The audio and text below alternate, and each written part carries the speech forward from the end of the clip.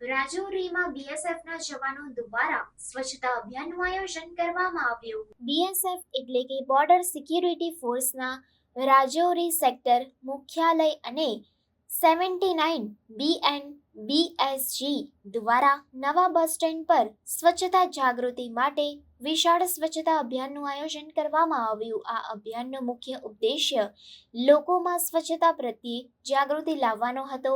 બીએસએફના જવાનો અને સ્થાનિક લોકોના સહકારથી આ અભિયાન સફળતાપૂર્વક પૂર્ણ થયું. બીએસએફના અધિકારીઓએ જણાવ્યું કે સ્વચ્છતા અભિયાન દ્વારા અમે લોકોમાં સ્વચ્છતા પ્રત્યે જાગૃતિ લાવવા અને સ્વચ્છતા રાખવાની મહત્વતા સમજાવવા પ્રયત્ન કરી રહ્યા છીએ.